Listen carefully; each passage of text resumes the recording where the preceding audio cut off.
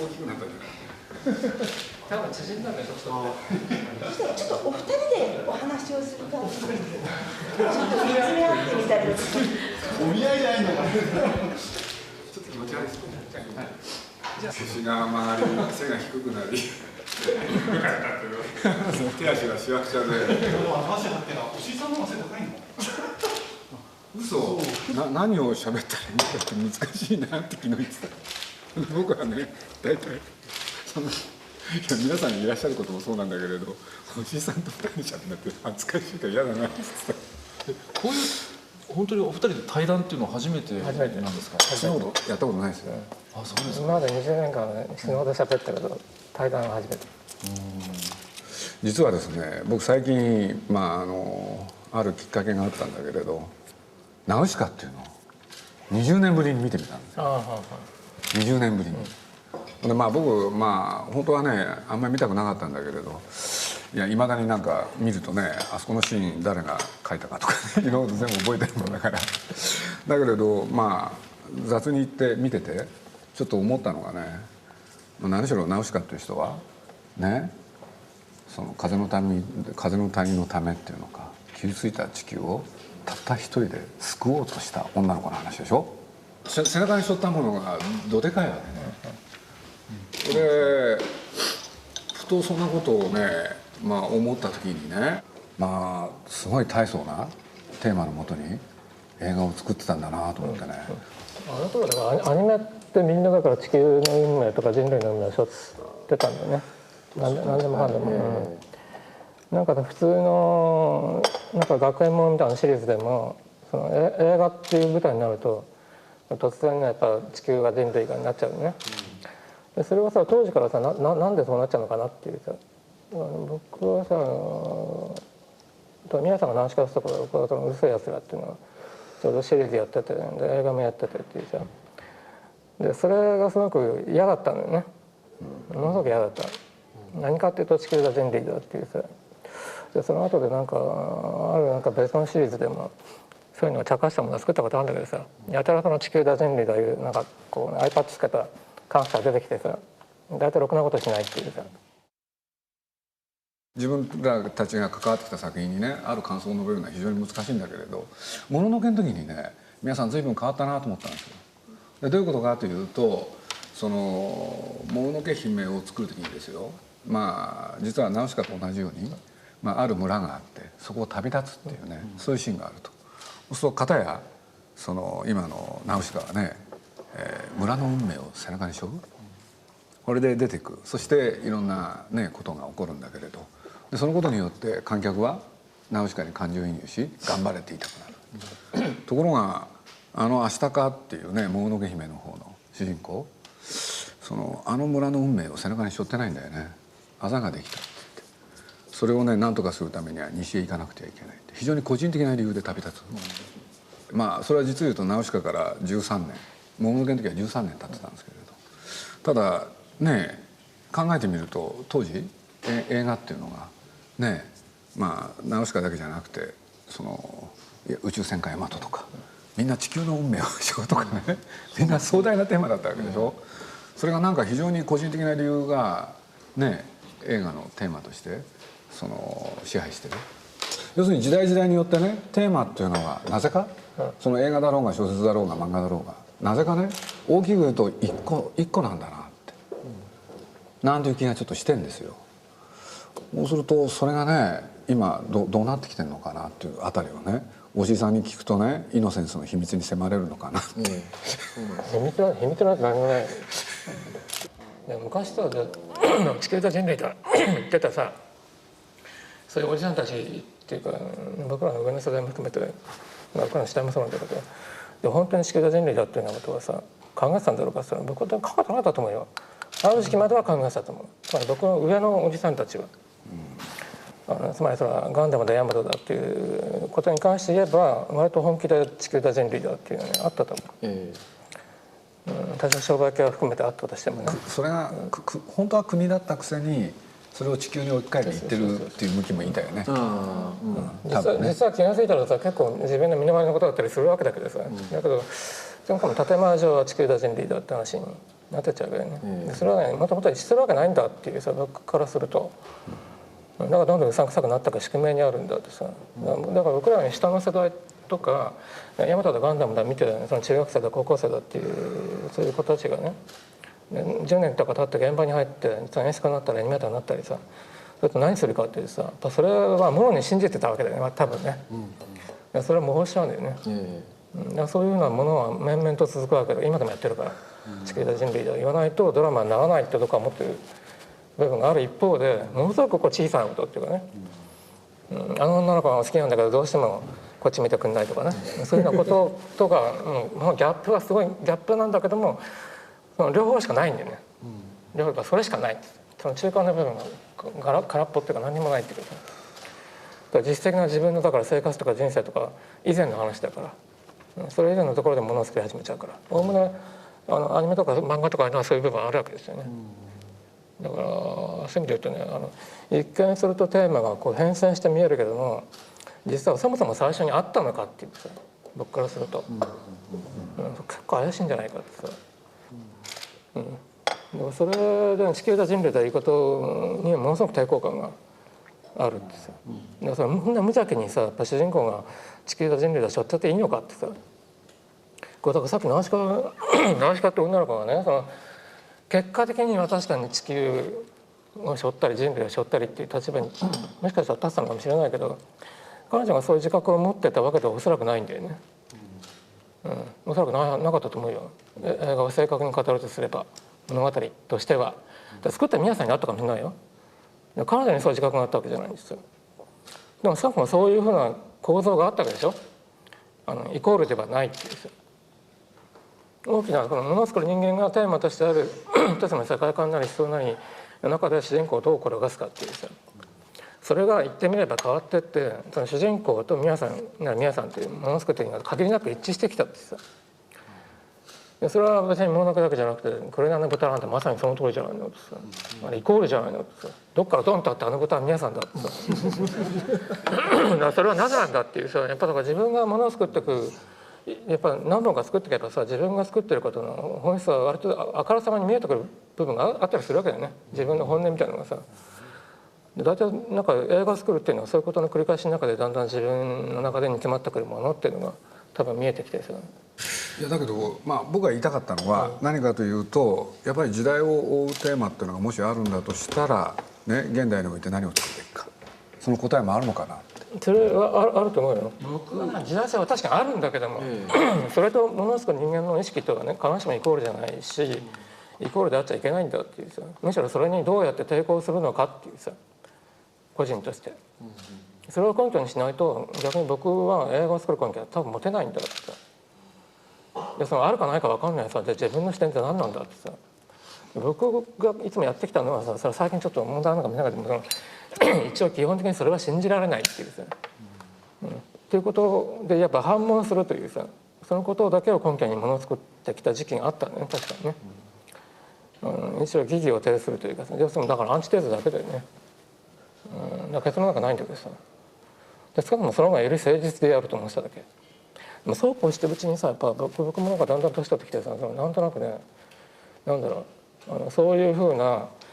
こっから上で考えることでさこっから下で考えることがねだんだんしなくなってくるんですよ。なんか自分が生理的に求めているものと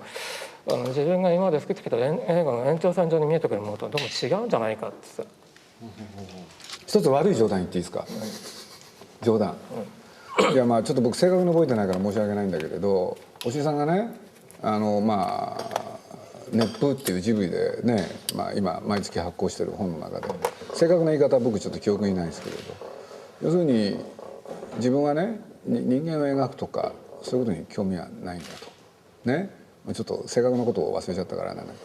どもしそういうことで言うんなら俺は人類を描くんだって。人間というふうな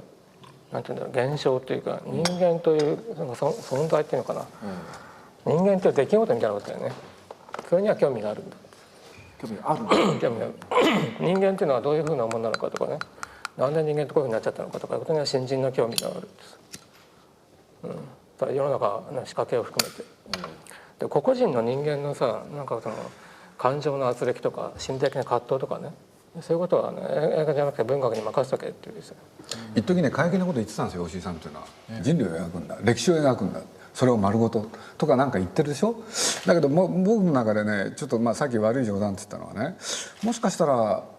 ね今のナウシカっていうのは人類を描き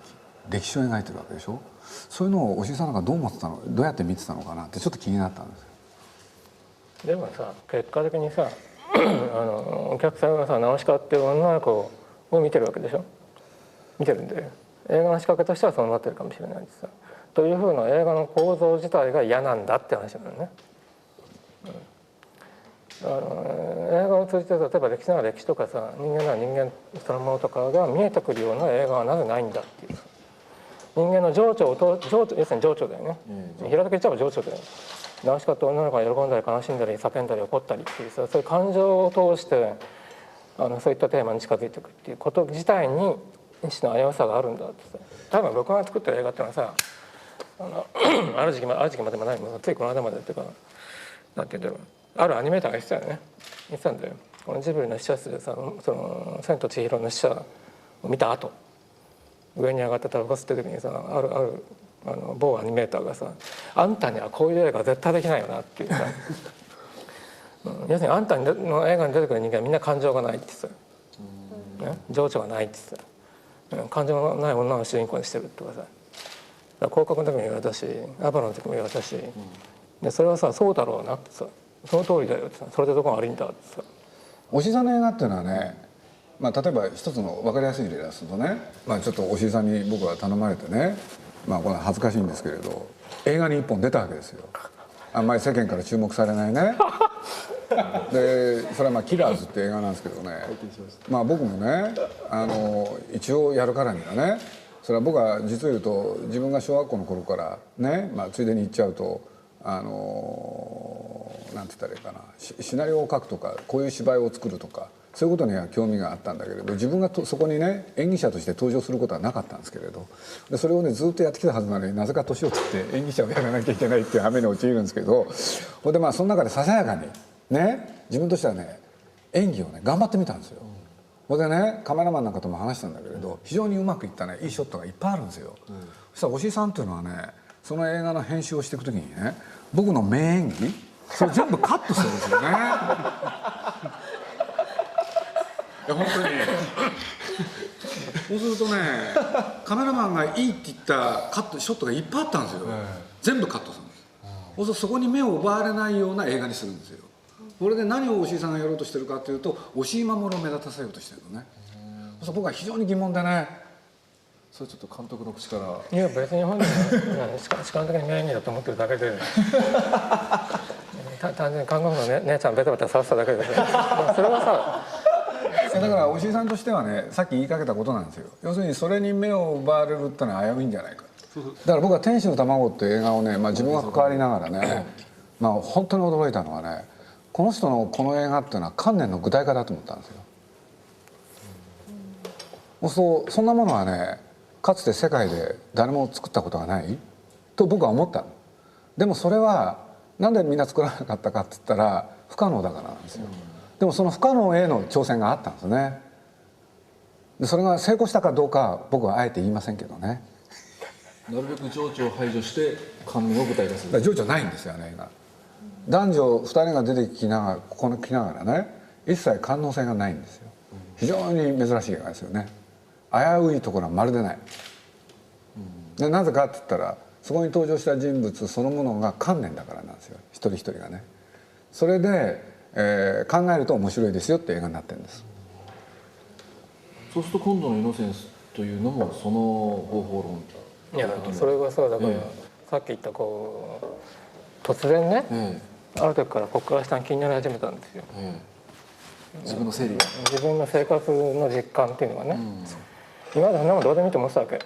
世の中に対する自分がその中で生きてるっていうさ、そういう実感みたいなものが、まあ、なんていうんだろうな、結構生々しくなってきたっていうか、それは多分年のせいもあると思うんだけど、それだけじゃないかもしれないけど、話をねちょっと違う方向からいきますね。非常に分かりやすく言っちゃうとね、単に一枚の紙にね、紙っぺらにね描いた例えばトトロがね、その何枚も絵を描くとね、お腹を押したらへっこみそうでしょ、その感じを出すっていうのは皆さんってのは得意なわけですよ。ところがそれが彼の心情で持ち味でずっとやってきたんだけれど、最近のアニメーター若い人たちが特にそれを描けない、そのことにね毎日イライラしてるんですよ。毎日。これで先般もねもっと分かりやすく言うとこういうことがあったんです。ジブリ美術館でね、あるきっかけでみんなで餅をつこうってことになったんですよ。で実を言うと餅をつくっていうのはね、僕なんかも初めての経験だったんだけどね、どうやってやったら餅はつけるかってなんとなく分かるんですよね。だから腰の入れ方、腕の開き方分かるんです。だからこうやってやればね普通にやれるでしょ。ところがね、これ若い人がやるとねできないんですよ。なんかね腕だけに力が入ってたり、腰にうまく力が入らなかったり、これでできないことによってその人たちが絵を描くわけでしょ、動きを作るわけでしょ。その気分だとか感じが出ないんですよ。で毎日イライラしてるんです。みんな描けないって。だから筆記何が起きてるかというとね、今宮さんはいろんな若い人たちに絵を描いてもらって動きを作ってもらってるんだけど、違うって言ってはねそれを毎日のように描き直してるんですよ。でそういうエピソードをおしいさんに話したらね、おしいさんの最初の答えがね、そんなの分かってなかったのかって言い出したんですよ。分かってなかったのかって。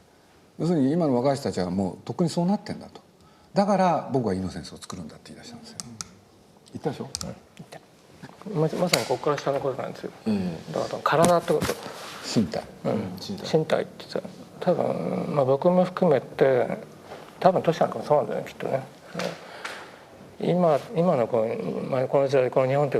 こういう環境に住んでて、自分の身体ってさほとんどないも同然っていうかね、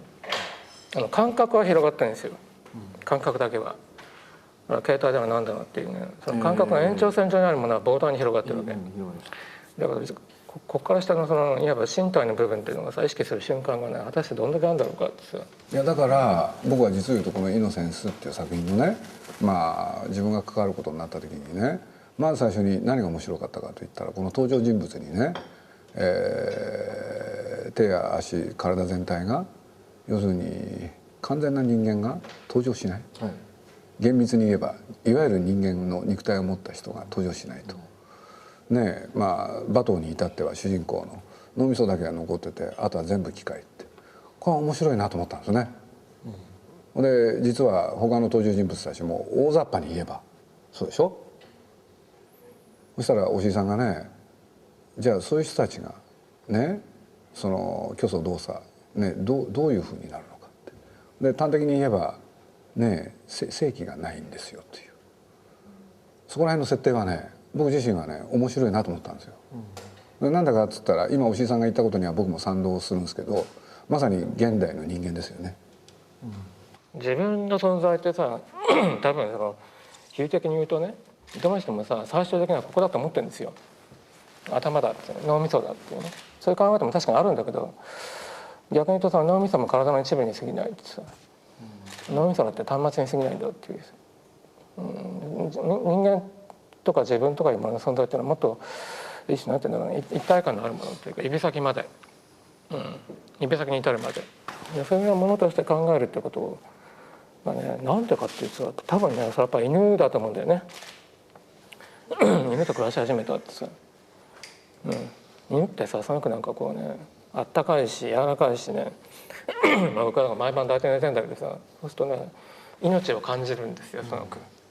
犬にこそ命を感じる。自分の腕の中にね、命を感じるっていうかさ、奇跡のようにコットンコットンコットンコットン心臓がさ、犬の心臓って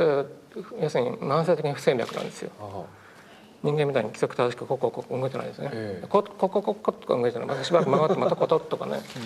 いつ止まるんだろうと思ってさヒヤヒヤするわけ。この子は死んじゃうんじゃないだろうかとかさ、それ自体が奇跡のようにあるわけだよね、命っていうのは。子犬だ子猫なんてのは手のひらに乗るわけだからさ、ちょっと力入れればもうすぐ死んじゃう、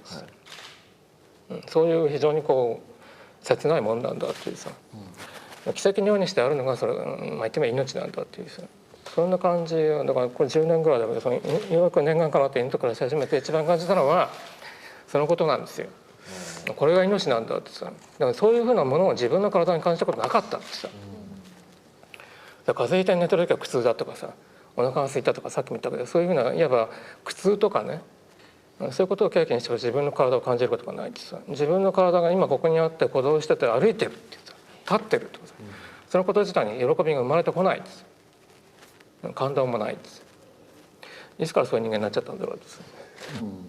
マトリックス見ててもね、感じるんですよ。キアヌ・リーブスっていうのはいかにも汗かかない登場人物でしょ、主役でしょ。あれ象徴的だと思うんですよ。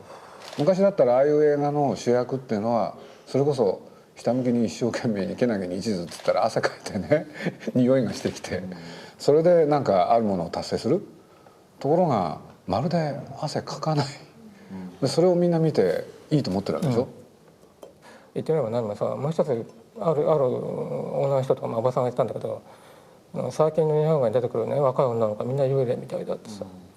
幽霊みたいだってさ、いつどこで寝て食べてね生活してるのか全然分かんないってさ、名前はとりあえずあるってさ、顔もあるんだけどなんかね特定できないんです、特定しにくいんです、でそういうふうなものを好んで描いてるとしか思えないんです、監督はね。そういうようなこともあるような気がする。だからなんか要するに身体がないんだよね、僕に言わせると人間の底が抜けつつあるんだってさ、ダバダバダバダバね漏れちゃってるね。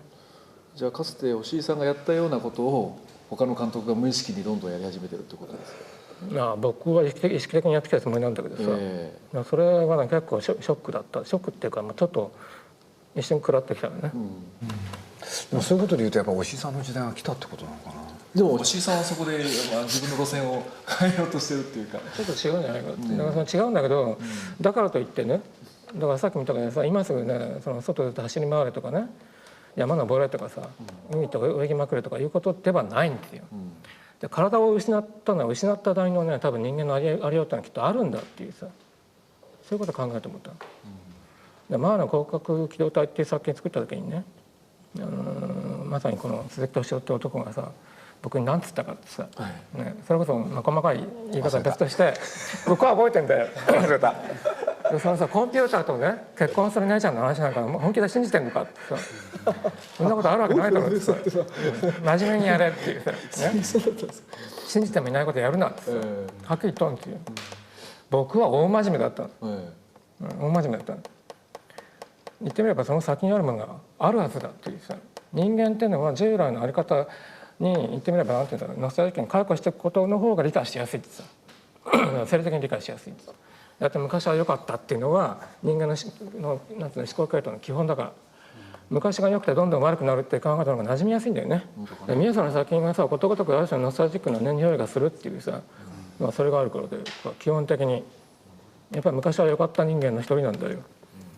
僕に言わせると。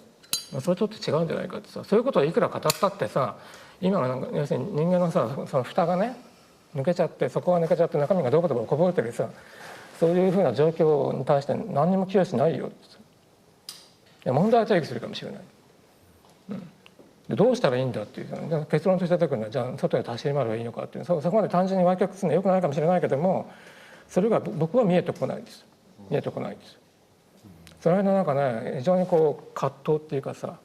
ね、わけのわかんないさこうイライラっていうかね、それ非常によく出てるよ最近の作品には。あの人自身もわかんないんだよどうしていいんだかさ。だから僕に言わせると、これも別に根拠ないよ、根拠ない、ただの妄想なんだよね。妄想なんだけど、体を失った人間は失った人間なりのさ新たな人間の獲得っていうのがあるんじゃないかってさ、だからコンピューターとかコンソールって話作ったんだよ、ネットに融合するっていうさ、人間って存在を離れてさ、要するにあの先の言葉で言えば上部構造にシフトするっていうさ、新たな存在になるんだっていうさ、それは生物学的な意味での進化とは全然違うんだってさ。じゃあ若いアニメーターが人間描けないんだったらそれはそれでしょうがないっていうような感じですか。ロボットだったら描けるわけだから、だったらサーブだったら描けんじゃないのってさ、それを人間を描かせる方が間違ってるっていうことですか。人間が例えば宮さんみたいにね高とか飛び降りてものすごくねドーンショックがあってね、下からじわーんとしびれが来てとかね、この克明に描くわけだよね、実感込めて、うまいですよね本当に痛そうとかね、すごい高いところ飛んだんだなっていうさ、昔そういう話したこともあるし書いたこともあるんだけど、僕はさそれは無理だ多分ね。皆さんなら書ける。でもさ、で今のアニメってどう書かせるかってさ、1トンぐらいの、ね、塊に落っこってきた表現だったら書けるでしょうってさ、細胞が重たいんだよね。ドーンとさ降りてきた瞬間鉄板がめくれ上がるのねそういう表現だったらできるでしょうって、それも人間の体なんだよってさ、妄想の体だけどさ、僕に言わせるとだからさ、一旦失われた身体は決して戻らないよってさ、人間が人間である限り。おじさん諦めすぎなんじゃないかな。諦めないんじゃないの多分人間ってのはそういう方向にしか生きていけない存在なんだよ、おそらくね。おそらく宮崎さんは人間回復をねまだ信じているというか。というのが本人が元気なんですよね。ああなるほど、僕はね、なんか根拠のない元気さっていうのがそもそもうさんくさいと思ってるね、なんでそんな元気なんだってさ。いやだからまあちょっと押井さんの真似するとね、押井さんも引用が得意だから僕もささやかな引用すると、例えば三島由紀夫っていう人はね、太宰を表してこう言ったわけですよね。太宰がねちゃんと朝早く起きて、ね、ちゃんと運動してそれで健康な生活を送ってたらこんな小説は書かなかっただろうって。それで三島由紀夫だってボディビルやってさ、軍隊行進やってさ、あなことやんなければ腹切らなかったのか同じこと言ってんだよそれ。だからまあ人間の体ってさ、要するにだから言葉から生まれてるんだよ、要するに、言葉が人間の体作ったんで、いつの時代も多分そうなんで、支配されるんですよね。人間の体ってさ、要するに結論から言っちゃうと言葉だよってさ、言葉としてしか意識されないんだから、体は言葉じゃないのってさ、名付けられたものでしかないんだよ。だから名付けられる以前の体が本当の体なんだよ。それをどうやって取り戻そうっていうのってさ、この言葉しかない時代でさ、だから自分の肉体を今こうだって定義づけるわけでしょ。そしたらそれに支配されるんだよね。ださっきも言ったけど、語る前に存在する体なんて存在しないんだってさ、今の人間には。もしかしたら遡って昔からないんだっていうさ、じゃあ語られる前に存在する体ってどこにあるんだってさ、あるんだよね、あるんだよ。どこにあるんだって、それは犬のことだってさ、動物の世界のことだってさ、動物はそれこそ語られない体だってさ、犬は一種の例えだけど、要するに体は確かにある、人間の外側にはあるんだってさ、なぜこれに注目しないんだってさ、今の人がなぜさ犬とか猫とか飼いたがるのかさ、僕は漠然とそういうことを思うんだよね。センスには犬が出てくるわけですね。失われた体の代替物だってさ、おそらく、イノセンスの中の犬というのはとても重要な、もちろん重要ですね。おじさんやっぱり外部装置が好きなんですね。曲付けがね、要するにおじさんのセリフの中に確かこんなようなのがあったんですよ。要するに人間と動物の決定的な違いっていうのは記憶だろうと。ね、ほんでコンピューターってのはそれを外に置いとけるわけでしょ。そうするとそれによって新しい人間像ができるみたいなことをね、確かセリフで言ってたような気がするんですよ、骨格機動隊の中でね。でそれと同じことですよね、今の発想って。要するに自分の肉体はこの犬が持ってりゃいいっていう、そういうことでしょ。そういうこともあり得るんじゃないかっていう、シミュレーションですよね。その対極にでも現実に起きてることはそういうことだよね。それは僕も認めますよ。みんながなんでペットが好きかって言ったらそれだもん。でもその時にね、つきまとう僕ね、その人間の方の孤独っていうのはなんか寂しいんですよね。だからもう一つあるってさっき言ってんじゃない。もう一つの体があるんだってさ、それが人形を出すって言うんですよ。人形なんだよ。人間が作り出した体なんだよね。人間が作り出した言ってみれば観念としての体、その象徴的存在が人形なんだってさ、この2つを並べる必要があるんだってさ、この2つが出てくるからドラマ足りるんだってさ、それがないとどうなるかって言ったら、犬は素晴らしいんだっていうね、犬はいつも犬と一緒に生きるべきだっていう映画しかなりようがないってさ、それでね、失われた人間の体がどうにかなるわけじゃないってさ、あくまで代替物なんだからその限りで言えば。で僕はでもさ、犬の向こうにはね、もっと違うものもあると思ってるわけ。これは本気でそう思ってるさ、単なる自分の失われた身体の代替物ってだけでとどまらない何かがあるんですよ。その背後に膨大な無意識な世界です、意識化されない世界です。それもまた人間の可能性の一つで多分でそれでさ、うまくね接するっていうことをさ全然学んでこなかったってさ、人間は。犬と付き合ってさ10万年とか1万年とかいろいろ言われてるけど、少なくともさ動物とそういう交流を持ってこなかった、利用することに終始したって、ある意味でさ動物から何も学ばなかった。イノセンスのタイトルを考えたのは鈴木さんですよね。でもそれは鈴木さんはやっぱり最大の理解者だったということですよね。言われてみて気がついたってさ、そこはね、この男と付き合うことの面白さのほとんど唯一と言ってもいいぜ。鈴木さんなんか鈴木さんのこと褒めていらっしゃいましたけど、なんか雑誌なんかで褒めるところがあるとすればそこだけだっていう。なかなかこうね、当人が考えている以上のことを引っ張り出そうとするよね。制作者よりも深く考える、ある意味で言えば、映画作る人間ってどっかしらみんな無意識でやってる部分があるから、それを言葉にするっていうのは一つの才能ですよね、やっぱね。それ意義づけしてくれるわけですよ、映画ってさ、そうでしょうけどね、タイトルつけるっていうのがね、編集者のほとんど唯一の仕事ですよね。そういつもそう言ってるじゃん。タイトルつけることが仕事だ。ですよね。映画ってさ、基本語られた時に映画になるわけでしょ。それが誤解されてるんだよね。映画っていつも見ることで映画になるっていう人がいっぱいいるけどさ、実は語られた時に初めて映画になるんだよね。で語るってことはどういうことだって、名付けることだってさ、名付けることだって。映画を何と呼ぶんだってさ、あの役者のあれだよっていうさ、最近記憶力が悪くなってるからそういう言い方するんだけどさ、でも端的に言えば映画を語る時にタイトルを語るでしょ。あの監督の何番目の映画だって誰も言わないよ。ならナウシカだもののけ姫だって言うわけじゃない。なんかその時初めてその映画が存在するわけでしょ。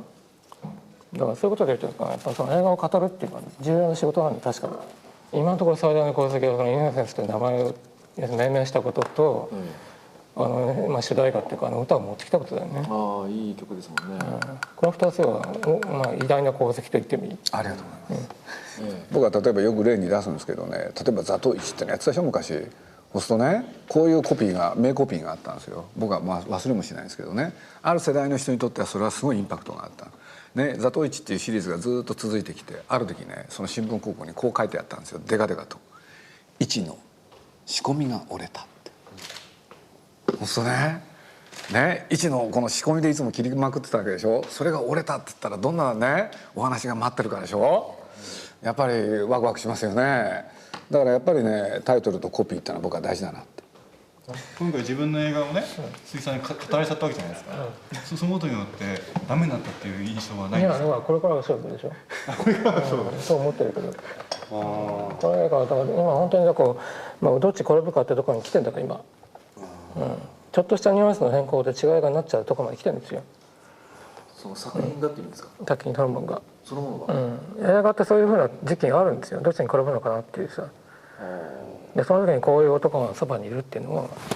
非常にこう、ですよね。いやそう指標になる反面、あまりにもね分かりやすい方に行っちゃうと必ず違うものになっちゃう。だからそれが怖いですっていう。今宮崎駿っていう人がね、宮さんが「ハウルの動く城」を作ってるんですけどね、両方のラッシュ見てると面白いんですよね。で第1話さっきのねその演技の違い、これがまず露骨に面白い。でおじいさんは現代を踏まえた中でねそういう演技を、アニメーターその他に要求してて、俺で背景は非常に豪華にしてねその中で何やるかって。で一方で宮さんはやっぱり喜怒哀楽をね思い切り表現するのは本来の人間の持ってる力だろうと。でそれをなんとかやろうと努力してる。でもねなんか根っこにあるものがねなんか似てるなっていうのがね実は感じてんですよね。でいずれもそのアプローチは違うんだけれど、根っこにあるのはねやっぱりこれから人間どうやって生きていったらいいのっていうところにねなんかあるんですね。ただそのね表現する方法論が違う。これで意味軸もなんですけれどねバトーっていう人を見てたって一体この人何のために戦ってるのかなっていう、最初なんか僕なんか本当はそう思ってて、でもいろいろあってそのね、さっきから犬って言ってますから唐突にそうやって言えば一つの予告編になるかもしれないけれど、彼自身は犬と一緒に暮らす生活をね、選択するわけでしょ。そしたら実は宮崎駿の方はねソフィーっていうね女の子は18歳登場するんだけど、いきなり魔女に90のババアにされちゃって、その魔女90のおばあちゃんがねハウルっていう青年に恋をするんですけれど、その中でいろいろある中、実は、だんだん若返っていくっていう話なんですよね。これ原作とは随分違うんですけどね、要するに最初はいきなり90のババアになるとね、背中が曲がりね、腰が曲がっちゃって背が低くなり、手足はしわくちゃ、声ももしかしたらしわがれごれと、そんなババアになった人がね、何かの拍子にね気が付くと背中がまっすぐになってくるんですね。で見てると分かるのはね、70になり60になり40になるって、だんだん若くなってくるんですよ。でその中で、実は最初はおばあちゃんに過ぎないのがね、ある時はお母さんになり、そのハウルの、そしてある時は妻になり、である時は女になるなんていうね、すごいの作ってるんですよ。でもね、なんつったらいいのかな、そういう宮さんの映画にしろ、彼女が最後に選択するのはね、なんていうのかな、人間はね他者とどういう関係を持ってやっていくのかっていう、そういうところに結びついてくるんですね。ここはちょっと抽象的に言いますけれど、そうするとね、意味軸もなんですけどね、そこでねやってる演技その他随分違う。ほんで元もねその題材は違うはずなのにね、なぜか僕にとってはね共通、それのアプローチが違うということで、非常に楽しい思いをさせていただいております。少なくともさ、映画っていうのはなんて言うんだろうな、嫌でも何でもさ、今自分が生きてる時代っていうのは必ず入り込んできますよ。そのことをだからなんて言うんだろうな、時代の洗礼っていうのはあるんですよね。そこから誰も逃れることはできないんですよ。それにどう対処していくのかっていうさ、それが言ってみれば、その映画作ってるその監督の個性とか作風とか、そういうふうに言われるものの正体っていうかぐらいのもんだと思いますよ。今でこそみんなね、家族は大事にしなきゃとかいろんなこと言ってるけれど、じゃあ日本っていう国の歴史の中で家族ってものはいつ誕生したのか。ある人の説によるとね、家制度その他含めてなんですけれど、室町なんですよね。そうすると昨今新聞のね見出しその他見てるとね、幼児虐待その他、夫婦別姓の話も含めてですけれど、家族の崩壊っていうのがね新聞その他をね騒がせてるわけでしょ。その人に言わせるとですね、実は家族の歴史っていうのはね、それまでは通い婚その他だったりして、いわゆる家族っていうものはね今の形態とは随分違うわけですよね。その歴史たるや実は500年に過ぎないんだって、500年間に。でそれが今ね崩壊しようとしてる。そして新しい時代を迎えるっていうのは当たり前だろうと。でその中で新しい家族の在り方を模索するっていうのは当たり前のことで、その中でね、いろんな人を巻き込んで一緒に暮らしちゃおうよっていうのが皆さんであり、おじいさんはねその相手が人間じゃなくて犬だっていいだろうって、雑に言うとこういうことかななんて気がしてるんですけどね。大体そういうことですよ、大体。あまりにも雑な言い方だけどでもね、いや大体そういうふうなこと、それは間違ってないと思うよ。ということはやっぱり宮崎さんも石井さんも家族をアプローチは違うけども家族なり人間の姿をそれはあると思います、ね。家族って言葉がふさわしいかどうかわかんないですけどね、一体誰と一緒に暮らしていくかって問題ですよ。僕の言葉で言えば他者ってことだよね。やっぱり人間は一人では生きられないんですよ、誰か必要なんです。たださ、なんかね、皆さんがさいろんな人間巻き込んでみんなでお城でどっか行っちゃおうとかそういうふうなことでもいいんだけど、なんかなんて言うんだろうな、僕はさ誰かと結びつくっていうさ、誰かと関係を取り結ぶためにはねむしろ積極的に一人になるべきなんじゃないかってさ、僕の周り見渡しても40過ぎてさ一人で暮らした人が5万といるってさ、結婚する必要のない若い男が山ほどいるってさ、で別に男と暮らすっていうことがね至上命題じゃない女の人もいるわけですよ。今はそれができるから。だからとりあえずはね、この時代何を作っていったらいいんですかね、おじいさん。そう教えてほしいけど、だから僕は結構ね今回はいいとこ行ったんじゃないかって気がしてる、我ながら、今のところまっすぐ球が飛んでるっていうか。全部分かっちゃう映画っていうのはねつまんないですよ、僕に言わせると。そうですね。やっぱり映画ってのは2種類しかなくて、全部を見せてくれる映画、ほんで自分で見ながら考えることによって初めて面白くなる映画、大きく言えばこの2つしかないんだから。これでね僕はね思うんだけれど、分かるとかは分かる。しかし分かんないものはね、分かんない部分はそのまま残しておいて自分の中で反芻すればいいんです。そうすればねそれがもっと豊かなものになるから、僕はそう思います。すごいなんかあれだね、大正論だね、普段ので言ったことないのにね。